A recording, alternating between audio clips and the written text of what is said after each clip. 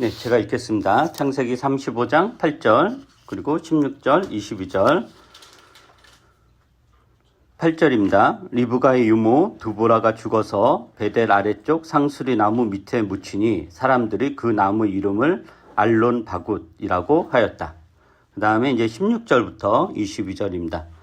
그들이 베델을 떠나 에브랏에 아직 채 이르기 전에 라헬이 몸을 풀게 되었는데 고통이 너무 심하였다. 아이를 낳느라고 산고에 시달리는데 산파가 라헬에게 말하였다. 두려워하지 마셔요. 또 아들을 낳으셨어요. 그러나 산모는 숨을 거두고 있었다. 산모는 마지막 숨을 거두면서 자기가 낳은 아들의 이름을 베누니라고 하였다. 그러나 그 아이의 아버지는 아들의 이름을 베냐민이라고 하였다. 라헬이 죽으니 사람들이 그를 에브랏 곧 베들레헴으로 가는 길가에다가 묻었다. 야곱이 라헬의 무덤 앞에 비석을 세웠는데 오늘날까지도 이 묘비가 라헬의 무덤을 가리키고 있다. 이스라엘이 다시 길을 떠나서 에델망대 건너편에 자리를 잡고 장막을 쳤다. 이스라엘이 바로 그 지역에서 머물 때에 르우벤이 아버지의 적 비라를 범하였는데 이스라엘에게 이 소식이 들어갔다. 오늘 읽은 본문에는 두 여자의 이제 죽음이 나옵니다. 이삭의 아내이자 에서와 야곱의 어머니였던 리브가. 근데 리브가의 죽음이 아니라 리브가의 유모, 두보라의 죽음과 그리고 장례, 그리고 사람들의 애도가 이제 8절에 나오고요. 그 다음에 이제 16절부터는 야곱의 두 번째 아내이자 그리고 야곱이 사랑했던 라헬의 죽음과 장례가 나옵니다. 오늘은 이 두 여인의 죽음이 뭘 의미하는지 이런 걸 한번 살펴보려고 합니다. 그 8절은 리브가의 유모 두보라의 죽음을 이야기하죠. 다 알다시피 리브가는 누구냐면은 이삭의 아내이고 에서와 야곱의 어머니입니다. 근데 왜 리브가의 죽음도 아니고 리브가의 유모가 죽은 이야기를 할까? 이건 너무 이제 생뚱맞죠. 리브가가 죽었다 그러면 리브가가 어떻게 죽었고 어떻게 사람들 애도했고 장례했대. 그건 너무 또 자연스럽잖아요. 근데 전혀 관련 없는, 전혀 리브가의 유모가 그렇게 대단한 인물도 아니었을 거고, 성경에서 어떤 리브가의 유모가 어떤 중요한 어떤 일을 한 것도 아니잖아요. 그리고 전혀 나오지도 않는다면 여기서 이제 딱 갑자기 이제 등장을 해요. 그런데 이름도 나와요. 성경에서 이름이 나온다는 거는 보통은 그냥 별로 중요하지 않으면 이름 없이 지나가는데 이름이 나온다는 건 나름대로 굉장히 중요한 거거든요. 그렇게 대단한 인물도 아니었을 거 아니에요. 리브가의 유모가 뭘 했겠어요. 근데 이름도 나오고 뭐도 나오냐면 죽음과 장례도 언급하고 사람들의 애도도 이야기해요. 여기서 알론 바굿 8절에 알론 바굿이라고 했잖아요. 나무 이름을. 그 알론 바굿이 무슨 뜻이냐면은 통곡의 상수리 나무. 그러니까 상수리 나무에 이제 묻으면서 사람들이 통곡을 했다. 그러니까 굉장히 이제 깊은 애도를 했다라는 거예요. 그러니까 사람들이 리브가의 유모 두보라의 죽음에 대해서 애도를 했다라는 거죠. 그런데 리브가의 유모 두보라의 죽음도 이렇게 이야기하고 애도할 정도라면 리브가의 죽음에 대해서 이야기되는 것, 리브가의 죽음에 대해서 나오는 것은 너무도 당연한 거 아니에요? 그죠? 유모, 그 이름도 없는 유모의 죽음까지 이렇게 굉장히 성대하게 중요하게 이렇게 표현을 했다면은 정작 리브가의 죽음에 대해서는 더 했어야 되는데 성경에는, 창세기에는 리브가의 죽음에 대해서는 아무 언급이 없습니다. 원래 이제 창세기가 여자의 죽음에 대해서 아예 언급을 하지 않는다. 그러면 이해할 법하죠. 그런데 그렇지 않거든요. 왜냐하면 예를 들면 아브라함 아내 사라가 죽었을 때도 사라의 죽음과 장례 그리고 사람들의 애도 이렇게 표현이 돼요. 창세기에.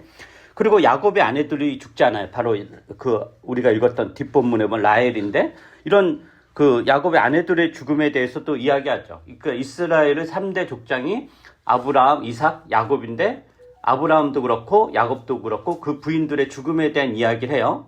근데 이삭의 아내 리브가의 죽음에 대해 이야기하지 않고 생뚱맞게 리브가의 유모 두보라의 죽음에 대한 이야기를 한단 말이죠. 그래서 이렇게 리브가의 죽음에 대한 이야기를 빼놓은 것은 아마 이제 의도가 있을 거다라고 우리가 이렇게 추측을 이렇게 할 수 있습니다. 그러니까 예를 들면 35장 이제 16절 우리가 읽은 여기 16절 이하에 보면은 야곱의 아내 라헬의 죽음에 대한 이야기가 나오잖아요. 어떻게 죽었는지, 장례는 어떻게 치루었는지, 그리고 무덤 앞에 세운 묘비까지 나와요. 그렇죠?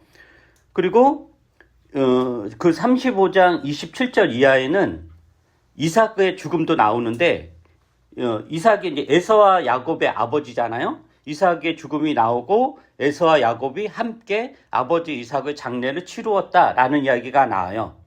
그래서 이러한 것을 보면은 리브가의 죽음이나 장례 등에 대해서 아무 이야기 없다라는 것은 의도가 있지 않은가라고 이제 우리가 추측을 할 수 있습니다. 그래서 이제 그것에 대해서 일부 성경학자들은 이제 이렇게 이야기를 합니다. 리브가의 죽음과 애도가 아니라 리브가의 유모 두보라의 죽음과 애도를 넣은 것은 이삭과 에서가 리브가의 죽음을 애도하지 않았다. 슬퍼하지 않았다라는 거. 그러나 리브가의 죽음은 언급은 해야 되잖아요. 언급은 해야 되는데 리브가의 죽음을 언급하기에는 별로 이제 그렇게 좋지 않고, 그래서 리브가보다 훨씬 먼저 죽었어요. 그러니까 리브가의 유모니까 나이가 굉장히 있으면 이 시점에서 그 전에 훨씬 더 죽은 거예요. 그죠? 유모니까 그러니까 유모라는 거는 리브가가 태어났을 때 젖먹이 하던, 그러니까 그때 그럼 리브가 나이 차이가 굉장히 났을 거고 리브가보다 몇십 년 전에 죽었을 거잖아요. 그러니까 훨씬 전에 죽었을 사람이 갑자기 이렇게 나오는 거는, 이런 거는 아마도 이삭과 에서가 리브가의 죽음을 애도하지 않았다는 것. 그러나 리브가의 죽음은 언급해야 됐기 때문에 리브가보다 훨씬 먼저 죽었을 유모의 죽음과 장례, 애도를 이야기하므로 간접적으로 리브가의 죽음을 표현했다라고 볼 수 있습니다. 그 이유는 뭐냐면은 알다시피 이삭과 리브가는 굉장히 이제 사랑하는 사이였죠. 그러나 리브가가 그 야곱을 편애하는 바람에 남편 이삭을 속이죠. 그걸로 인해서 그 이삭이 엄청 놀라고 이제 난리가 나죠. 그래서 사실 이삭과 리브가의 관계는 리브가의 속임수로 인해서 신뢰관계가 깨졌고, 또 첫째 아들 에서는 어머니 리브가가 동생 야곱을 편애하면서 자신을 속이잖아요. 속였기 때문에 사실 굉장히 그 어머니 리브가를 싫어했을 거란 말이에요. 그래서 이삭과 에서는 리브가의 죽음을 슬퍼할 이유가 없습니다. 그냥 죽은 거죠. 그리고 보면은 그럼 야곱은 어머니 리브가의 죽음을 애도할 법도 하잖아요. 엄마가 자기를 그렇게 편애했는데, 그런데 이 창세기에서도 야곱이 어머니 리브가의 죽음을 애도했다는 이야기도 없습니다. 그래서 이런 맥락에서 리브가의 죽음은 굉장히 쓸쓸한 죽음이었을지도 모르겠습니다. 그러니까 그녀의 죽음이 아닌 유모의 죽음으로 그녀의 죽음이 기록되는 것. 그러니까 잊혀질 수 없지만 잊혀진 죽음이고 되게 쓸쓸하고 슬픈 죽음으로 이렇게 기록이 됩니다. 그게 이제 그 8절에, 그 35장 8절에 왜 갑자기 두보라의 죽음이 나오는가에 대한 하나의 유력한 해석입니다. 그 다음에 이제 두 번째 라헬이 나오죠. 라헬의 죽음이 16절 이하에 나오는데 그 죽음은 어떠냐 보면은 라헬은 출산 중에 죽어요. 애를 낳다가 이렇게 난산이죠. 난산 끝에 이제 아들을 낳아요. 근데 그 후유증으로 곧 죽습니다. 그래서 라헬이 그 마지막 아들을 낳고 이제 산파가 두려워하지 마세요. 아들을 낳았어요. 이렇게 이제 그러면 아들을 낳아서 얼마나 기뻐해야 될 일이에요. 근데 이제 그 말을 들으면서 라헬은 이제 그 후유증으로 죽어가고, 그러면서 그 아들의 이름을 뭐라고 짓냐면은 베노니라고 짓습니다. 베노니는 무슨 뜻이냐면은 내 슬픔의 아들이란 뜻이에요. 내 슬픔의 아들. 그러니까 내가 누구죠? 나죠. 나의 슬픔의 아들이라는 뜻이에요. 그런데 라헬에게 아들이 얼마나 복된 존재예요. 슬픈 존재가 아니라 얼마나 기쁜 존재예요. 왜냐면은 우리가 다 알다시피 라헬은 남편 야곱의 사랑을 받았지만 야곱의 또 다른 아내인 언니 레아와 경쟁관계에 있었고 그 경제에서 늘 뒤처졌잖아요. 그래서 레아는 남편의 사랑을 받지 못했어도 아들을 많이 낳죠. 야곱에게 12 아들이 있었는데 그 중에서 루벤, 시므온, 레위, 유다, 이사가, 스불론 이렇게 6명을 레아가 낳아요. 그리고 레아의 몸종인 실바도 갓과 아셀을 낳아서 그러니까 12명 아들 중에서 8명이 누구 아들이 되는 거냐면은 레아의 아들이 되는 거죠. 된 거죠. 그런데 반면에 라헬은 언니 레아와는 달리 아들을 낳지 못해요. 그래서 조바심이냐 라헬이 막 그 야곱을 격동시키고 그래서 야곱과 싸우고 야곱이 하도 이제 들들 볶으니까 그렇게 사랑했던 라헬인데 라헬에게 화를 내고 서로 이제 싸우기도 하죠.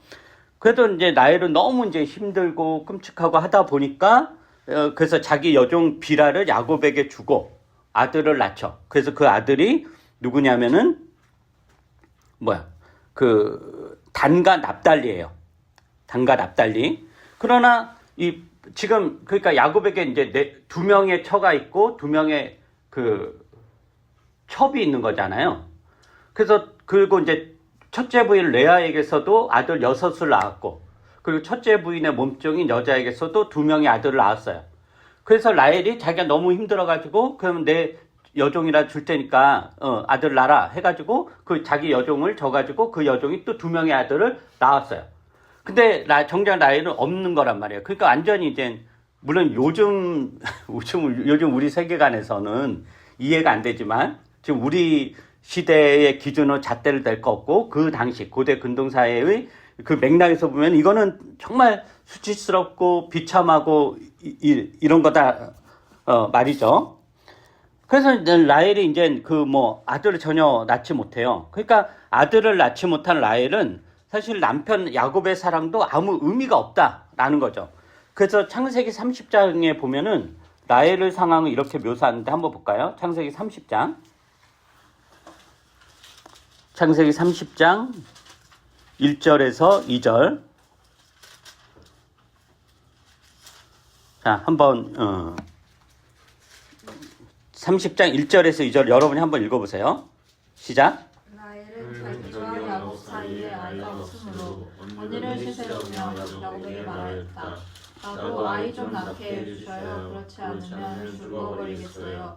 야곱이 라헬에게 화를 내면서 말하였다. 내가 하나님이라도 된단 말이요. 당신이 임신할 수 없게 하신 분이 하나님이신데 나더러 어떻게 하려는 말이요. 네, 그래서 드디어 야곱이 라헬에게 화를 했다. 그러니까 사실 야곱이 라헬을 극진하게 사랑했단 말이죠. 아무리 레아가 아들을 많이 낳고 그랬어도 레아는 사실 거들떠보지도 않고 라헬을 사랑했는데 라헬이 하도 이제 난리를 치고 저기 하니까 야곱도 이제 그 화가 이게 내 잘못이냐 이렇게 돼서 이제 한 거죠.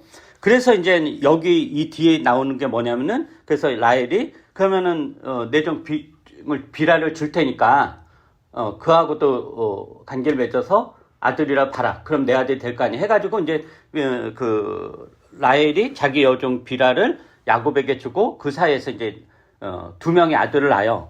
그렇지만 라헬은 그건 약간 그것도 괴로운 거죠. 그래서 하나님께서 이제 라헬을 기억하셨다라고 했고 22절입니다. 22절 한번 보세요. 22절부터 24절 제가 한번 읽어보죠. 창세기 30장 22절부터 24절.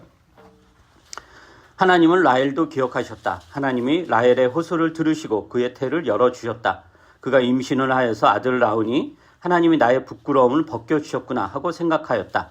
라헬은 그 아이의 이름을 지을 때에 주님께서 나에게 또 다른 아들 하나를 더 주시면 좋겠다 하는 뜻으로 그 아이 이름을 요셉이라고 하였다. 자, 보세요. 그러니까 자식이 없는 라헬의 마음이 얼마나 이제 고통스러웠겠어요. 그러니까 야곱에게 내가 죽어버리겠다고 할 정도 이제 호소도 했던 거고, 그러니까 힘들었던 거죠. 그리고 그 22절에 보면은 23절에 보면은 하나님이 나라의 부끄러움을 벗겨주셨구나라고 이제 라헬을 고백하는데 이게 이제 굉장히 자기가 이제 당대 간섭으로 결혼한 여자가 자녀가 없다는 게 굉장히 수치스러운 일이고 그것도 남편에게 잘못은 있는 게 아니잖아요. 왜냐면 남편 쪽에서 다른 여자가 다 아들을 낳았으니까. 그러니까 이제 본인 잘못이니까 굉장히 이제 수치스럽고 그래서 굉장히 이제 힘든 일인 거죠. 그래서 이제 계속 야곱에게도 하소연하고 또 하나님께도 막 기도하고 하소연하고 그랬겠죠. 그런데 하나님께서 이제 라헬을 기억하셨다. 그래서 그 호소를 들어주셔서 임신을 하게 해요. 그게 라헬의 첫 임신이고 그때 태어난 아이가 누구냐면 요셉이에요. 요셉. 근데 라헬이 요셉을 낳고 나서 어떤 마음을 또 품냐면은 그 24절에 주님께서 나에게 또 다른 아들 하나를 더 주시면 좋겠다. 그러니까 이제 만족하지 않는 거죠. 그러니까 주님께서 나에게 또 다른 아들 하나를 더 주시면 좋겠다라는 뜻으로 그의 아이 이름은 요셉이라고 지었다라는 거예요. 그 요셉의 뜻이 뭐냐면은 더하다라는 뜻이에요. 더하다. 보태다, 더하다. 그러니까 라헬은 이렇게 요셉을 낳은 걸로 만족하지 않고 하나님이 나에게 더 주셨으면 좋겠다. 이제 이 마음을 가진 거죠. 그러니까 거기에서 이제 만족하지 않는 거예요. 더 욕심을 내요. 그래서 요셉이라고 지어요. 그리고 나서 태어난 아이가 오늘 읽은 본문에 나오는 베노니 혹은 베냐민입니다. 그러니까 베노니는 내 슬픔의 아들. 이걸 라헬이 지은 거고 이렇게 지으면서 라헬이 죽은 거고 그 야곱이 그 남편 야곱이 아무리 그래도 그렇지 아들의 이름을 어떻게 내 슬픔의 아들 지을 수 있냐 하면서 베냐민으로 이렇게 바꿔버려요. 베냐민으로. 그게 이제 35장 16절부터 18절이에요. 자, 이런 맥락에서 다시 한번 보세요. 이런 맥락을 기억을 하고 35장 16절부터 18절 여러분이 다시 한번 읽어보세요. 시작. 베레르나 엘라세 아제트에 이르기 전에 라헬이 몸을 풀게 되었는데 고통이 너무 심하였다. 아이를 낳느라고 산고에 시달렸는데 산파가 라헬에게 말하였다. 두려워하지 마셔요. 또 아들을 낳으셨어요. 그러나 산모는 숨을 거두고 있었다. 산모는 마지막 숨을 거두면서 자기가 낳은 아들의 이름을 베냐민이라고 하였다. 그러나 그 아이의 아버지는 아들의 이름을 베냐민이라고 하였다. 네, 이제 라헬이 난산으로 인해 아들을 낳고 나서 죽죠. 자신이 그토록 원했던 아들로 인해 어떻게 돼요? 결국 자신이 죽어요. 그러니까 우리가 아까 그때 하나님께 그의 호소를 들어주셔서 임신케 했고, 그래서 이제 라헬이 요셉을 이제 출산을 하죠. 근데 라헬이 그때 소원이 뭐였냐면, 이거 하나로 만족이 안 돼요. 하나님 더 주시면 좋겠다. 그죠? 그래서 요셉 이름도 더하다, 이렇게 바꿔버린 거예요. 그래서 그 결과 임신을 해요. 근데 그 임신에 출산한 걸로 인해서 어떻게 돼요? 라헬이 기쁨이 아니라 라헬이 죽죠. 고통 가운데 이렇게 죽는다라는 거예요. 그래서 그 아들의 이름 베노니 내 슬픔의 아들이에요. 라헬이 그토록 원했던 아들이니까 이름을 내 기쁨의 아들이라고 지어야 되잖아요. 그토록 원했던 건데. 그죠? 그토록 아들을 원했지만 얻지 못했고 그래도 하나님의 은혜로 요셉을 낳았고 근데 그것으로 만족은 못했고 결국 그의 소원대 아들을 하나 더 낳았다면은 내 기쁨의 아들 이렇게 지어야 될 텐데 그 아들로 인해 죽어야 하는 상황이 된 것. 본인이 그토록 소원했던 것이 이루어지자 그것으로 행복이 아니라 그것이 그에게 말로 닿을 수 없는 슬픔이 되는 것. 내 목숨을 내놓아야 되는 것. 이뤄야 하는 상황이 되는 것. 그러니 아들을 낳아도 기뻐할 수가 없는 것. 그래서 내 슬픔의 아들이라고 이름을 짓습니다. 이게 라헬의 마지막인 거죠. 더구나 라헬이 죽자 야곱 집안에 어떤 끔찍한 일이 일어나냐면 22절이에요. 22절에 보면은 이스라엘이 여기서 이스라엘은 야곱이에요. 그러니까 하나님께서 야곱의 이름 이스라엘 바꿔줬죠. 그 이스라엘이에요. 야곱이에요. 이스라엘이 바로 그 지역에서 머물 때 루벤은 야곱의 맏아들이고 레아가 낳은 아들인 거죠. 그 루벤이 아버지의 첩 비라를 범하였는데 이스라엘에게 이 소식이 들어갔다 그래요. 여기서 비라는 누구의 종이었냐면은 라헬의 종이었어요. 그러니까 라헬의 종 비라를 이제 범하였다. 아버지의 첩인 거죠. 비라는 이제 라헬의 여종이에요. 그리고 야곱의 아들 단과 납달리를 낳은 어머니죠. 그리고 루벤은 레아의 아들이었고, 근데 알다시피 야곱은 레아를 사랑하지 않았고 라헬을 사랑했어요. 그리고 레아가 자녀를 많이 낳아도 야곱의 마음은 여전히 라헬에게 기울였고, 그리고 당연히 레아를 사랑하지 않고 라헬을 사랑했으니까 레아가 낳은 아들들에 대해서도 그렇게 살갑지 않았을 것이고, 그리고 레아는 얼마나 고통스럽겠어요. 자기가 이렇게 많은 아들을 낳았는데도 남편의 사랑을 못 받으니 그러니까 그 한을 다 누구에게 풀었겠어요? 아들들에게 풀었겠죠. 니네 아빠가 어떻다 저렇다. 그러니까 아들들이 아버지에 대한 어떤 미움 그리고 그 어머니가 받아야 될 사랑을 빼앗아간 라헬에 대한 그런 미움 이런 것들은 이제 굉장히 있었을 거예요. 그래서 계속 이제 그런 미움이 있었는데, 그러니까 특히 이제 장남은 당연히 아버지 야곱도 싫고 라헬도 이제 싫었을 거예요. 그래서 이제 라헬이 죽자 라헬의 여종이자 야곱의 첩인 비라를 강간합니다. 아버지의 부인을 이제 강간하는 거죠. 근데 이것을 루벤이 비라에게 무슨 욕정을 느끼거나 어떤 성적 욕구를 느껴서 그걸 채우기 위해서는 행동이 아니라 라헬에게 복수를 하는, 즉 자기의 그 어머니라고 할 수 있죠. 그 복수를 하는, 즉 라헬을 모독하는 행위입니다. 매우 끔찍한 일이죠. 그러니까 라헬이 죽자 이런 일을 당하는 거예요. 그러니까 이것은 예를 들면 이제 어떤 사람이 죽고 나서 이제 무덤에 묻혔는데 그 무덤을 다 파헤쳐서 시신을 다 훼손하는 식으로 망자를 모독하는 경우가 있잖아요. 그런 것과 이제 같은 거예요. 그게 이제 라헬의 삶의 마지막인 거죠. 그러니까 야곱의 삶을 받았어도 라헬의 삶이 행복한 삶이었을까? 사실은 행복한 삶은 아니었던 거예요. 굉장히 슬픈 삶이었던 거예요. 다시 이제 리브가의 삶으로 돌아가 보죠. 리브가는 알다시피 이삭의 아내예요. 이삭이 이제 결혼을 매우 늦게 40세. 당시 40세 결혼은 되게 늦은 거거든요. 40세 리브가 결혼하는데 한동안 리브가가 임신을 못해요. 임신을 못하고 그래서 이제 계속 괴로운 가운데 있는데 그래서 이제 이삭이 내 아내 리브가가 아이를 가지게 해달라고 주님께 간절히 기도하고 주님이 이제 이삭의 기도를 들어줘요. 그래서 리브가가 임신을 하는데 쌍둥이로 임신하죠. 그 뱃속에서부터 그 쌍둥이들이 이렇게 싸워서 이제 리브가 굉장히 죽을 만큼 힘들었다라는 표현도 나오고 그래서 어쨌든 에서와 야곱이 태어나요. 그런데 리브가는 야곱을 편애합니다. 둘 다 사랑하는 게 아니라, 그러니까 둘 다 뭐 사랑의 차이, 그러니까 사랑하는데 사랑의 차이는 있을 수 있잖아요. 근데 아예 그게 아니라 에서는 이제 거들떠도 보지 않고 야곱을 아주 굉장히 그 표시 날 정도로 편해요. 그러니까 에서의 분노를 살 정도로 편애한다라는 거죠. 그래서 리브가는 맏아들 에서가 받아야 될 축복을 둘째 아들 야곱이 받을 수 있도록 이삭과 에서를 속입니다. 그것으로 인해서 이삭과 에서가 분노했고 에서는 야곱을 죽이려고 작정을 합니다. 아마 에서는 어머니 리브가도 죽이고 싶은 마음이 있었겠지만 그래도 감히 이제 어머니를 어떻게 할 수는 없을 것 같고 동생 야곱을 죽이려고 이제 작정을 해요. 리브가가 이제 그 이야기를 듣고 에서의 계략을 이제 듣고 놀래가지고 이러다 죽겠다 해가지고 야곱을 급히 멀리 피신시켜요. 그러니까 삼촌 집으로. 그래서 그런데 이제 리브가 야곱이 이렇게 이삭과 에서를 속인 이유는 뭐였죠? 장자, 맏아들의 권리를 갖기 위해서였죠. 그죠? 그러나 이 맏아들의 권리가 이러한 속임수로 가질 수 있는 것인가? 사실 그렇지 않아요. 에서가 첫째로 태어난 건 너무도 자명한 거잖아요. 어떻게 그것을 바꿀 수 있겠어요?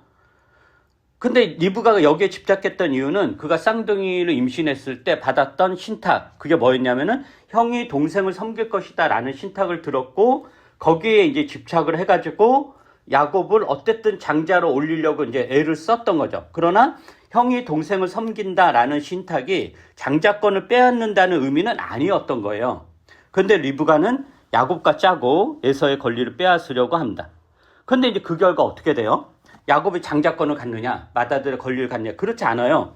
에서의 살해 위협을 피해 도망친 야곱은 수십 년을 죽을 만큼 고생을 해요. 비록 뭐 죽도록 고생하고 나서 2명의 아내와 2명의 첩 그리고 그로부터 낳은 여러 명의 아들들과 딸 수많은 재산 일구어서 고향에 돌아오지만 그렇다고 해서 그게 리브가의 선택 때문에 받은 축복은 아닌 거예요. 형이 동생을 섬길 것이다 라는 신탁을 리브가가 받았고 그래서 리브가가 그것을 이루기 위해서 나름대로 행동하고 선택했던 그 결과는 오히려 야곱이 형 에서에게 무릎을 꿇고 충성 맹세하는 것이 결론이 나죠. 그래서 에서와 야곱이 만나잖아요. 나중에 야곱이 이제 삼촌 집에서 이제 도망쳐서 나오고 에서를 맞닥뜨릴 때 에서에게 그 극진하게 선물을 주고 무릎을 꿇고 내 주인님이셔. 이게 뭐예요? 형이 동생을 섬기는 모습이에요? 동생이 형을 섬기는 모습이에요? 동생이 형을 섬기는 모습이에요. 그 신탁이 안 이루어진 거예요. 왜 그랬냐? 이 리브가의 이러한 선택 때문에 그런 거죠. 즉 리브가가 야곱을 편애하고 야곱을 위해 에서를 속이고 했지만 그 결과는 야곱이 개고생을 한 것이었고 야곱의 번성과는 아무런 관련이 없습니다. 야곱은 그러한 개고생에도 불구하고 하나님의 돌보심으로 번성을 한 것이지 리브가의 선택과 행동과는 아무런 관련이 없습니다. 그래서 야곱 또한 자신을 편애한 어머니 리브가에게 그 어떤 고마움도 표시한 적이 없습니다. 성경에 보면은 야곱이 리브가의 고마움을 표시했다거나 리브가의 죽음에 대해서 애도를 표했다거나 이런 언급이 없어요, 아예. 그러니까 결국 리브가는 그의 죽음이나 애도, 장례조차도 언급이 없는 그런 수치스러운 결말로 생을 마무리합니다. 야곱을 편애한 대가, 야곱에게 집착하며 야곱을 통해 자신의 욕망을 이루려고 했던 결과입니다.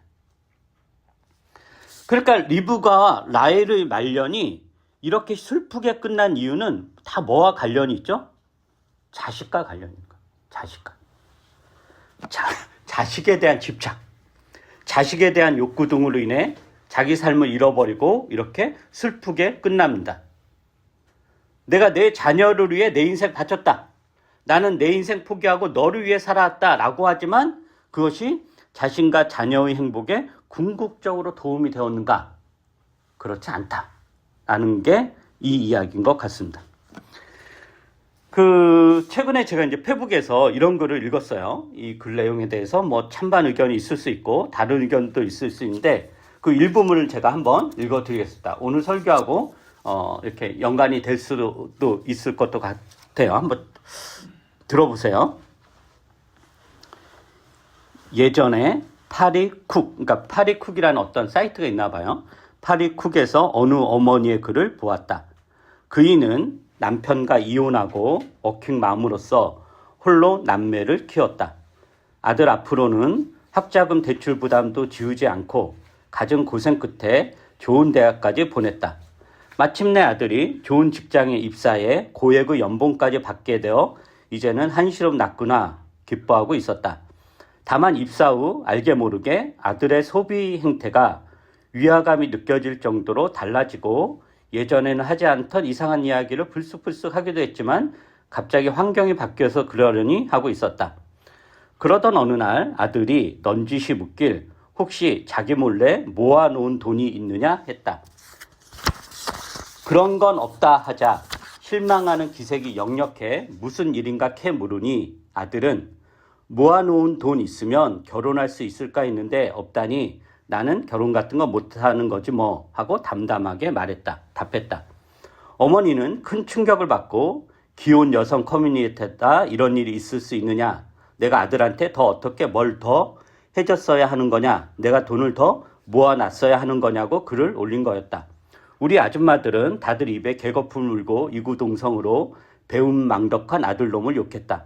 진짜 이건 지금 생각해도 쓰레기 같은 경우였고 절대로 봐줄 수 없는 케이스라고 생각한다. 그리고 최근에 이것과 비슷하지만 조금 더 완화된, 좀 더 슬프고 삶의 맥락이 많은 이야기를 보았다. 어느 가난한 집 아들이 블라인드에 올린 글이다.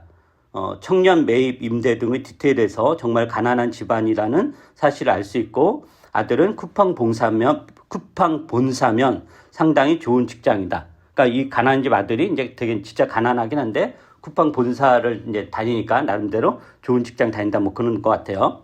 그러니까 올린 글이다. 누나가 최근 공기업에 들어가게 되어 부모님이 결혼의 기대를 비췄다. 예쁘고 똘똘하고 좋은 직장까지 가졌으니 부모로서 그런 기대를 가질 수 있을 것이다. 그러자 누나는 가족이 모인 자리에서 비혼 선언을 했다. 그리고 자기는 결혼을 안 하는 것이 아니라 결혼을 못 하는 것이다. 그러니까 부모가 가난해서 못 한다. 이런 뜻이죠. 결혼을 못 하는 것이다. 라고 담담하게 조목조목 설명했다. 누나의 현실과 맞닥뜨리고 충격을 받은 부모님은 조용히 방으로 들어가 잠을 자기 시작했다. 깨우기가 두려운 거의 잠자는 숲속의 부모님이다. 이 이야기를 읽고 많은 것이 떠올랐다. 글이 올라온 초기에 커뮤니티에 올라온 댓글들을 거의 다 읽었다. 남초, 여초 다 읽었다. 놀랍게도 남초건 여초건 분위기가 거의 일치하는 것을 알 수 있었다. 남자건 여자건 젊은이들은 이 비혼 누나의 심경에 크게 동조하고 동정하고 있었다. 그것은 가난이라는 같은 범주 속에서 같은 경험을 가지고 있는 이들이 먼저 반응하고 먼저 댓글을 달았기 때문일 것이다.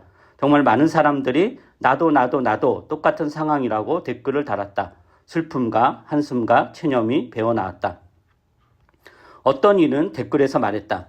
자기가 좋아하던 사람과 사귀다가 미안해서 헤어졌다고.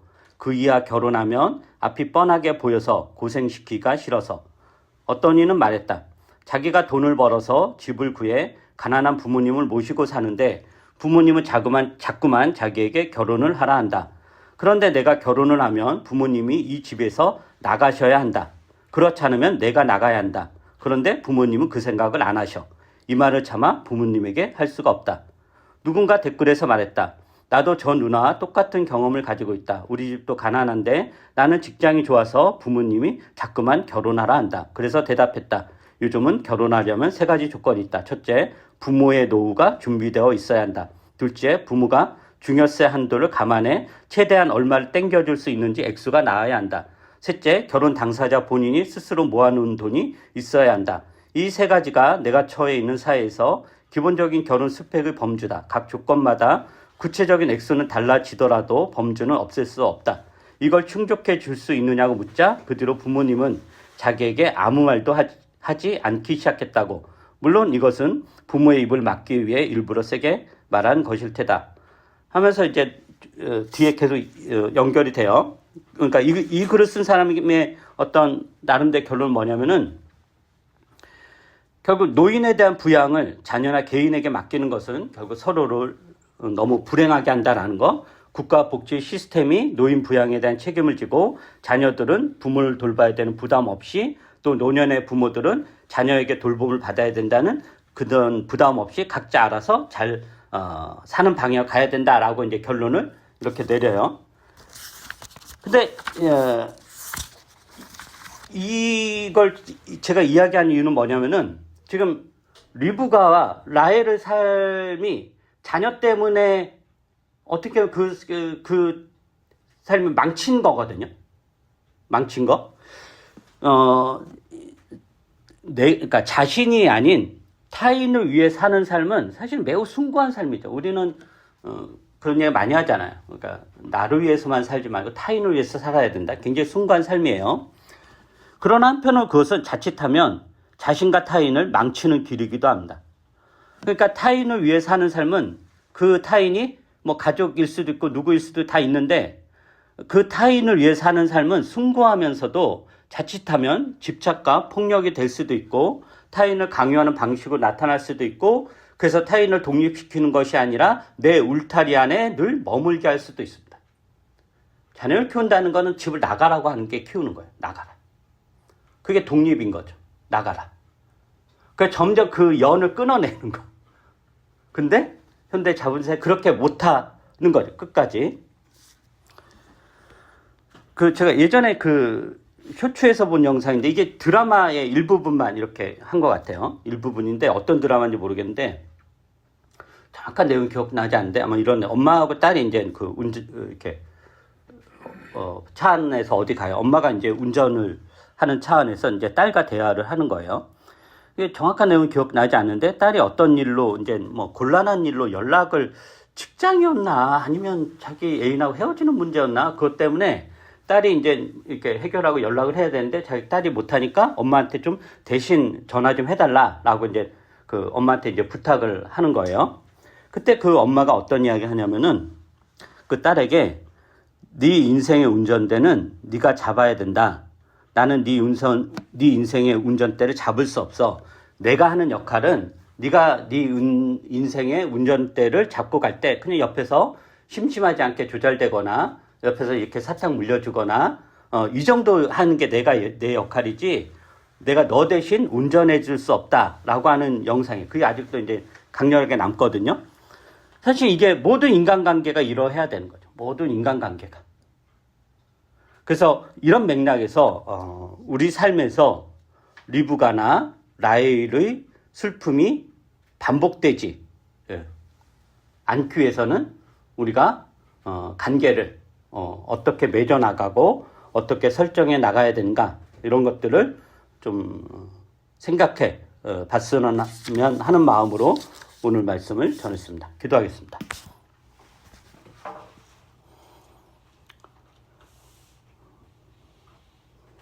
사랑이 많으신 우리 주 하나님, 주님은 우리를 책임져 주시고 우리를 돌봐 주시고 우리를 지켜 주십니다. 그러니까 주님이 우리를 책임져 주시고 지켜주고 돌봐주는 방식과 우리가 기대하는 방식은 너무도 다릅니다. 우리는 그 철없는 자식들이 부모에게 돈을 요구하고 그 모아놓은 재산을 탐내고 그것으로 자신의 삶의 안위를 도모하려는 것처럼 우리 역시 하나님에게 그러합니다. 그래서 우리가 하나님께 두는 관심은 돈이고 지위고 권력이고 안정입니다. 그러나 하나님은 우리를 그렇게 돌보지 않고 그렇게 책임져 주지 않는다는 것을 다시 한번 확인합니다. 또 우리 인간관계도 그러할 것입니다. 이런 맥락에서 우리가 세상을 어떻게 살아가야 되는지, 특히 자본주의 사회에서 우리가 우리 삶의 어떤 존엄성을 어떻게 지키고 가꾸어 나가야 되는지 이런 것들을 오늘 잠시라도 고민할 수 있는 시간이 될 수 있도록 은혜를 베풀어 주시옵소서. 어떻게 보면 타인을 위해 사는 게 아니라 각자 자기 자신을 위해 제대로 사는 것이 그게 곧 타인을 위해 사는 삶이고 하나님 백성을 사는 길일지도 모르겠습니다. 우리가 그렇게 하고 있는지를 잘 돌아볼 수 있도록 은혜를 베풀어 주시옵소서. 감사드리며 예수님 이름으로 기도합니다. 아멘.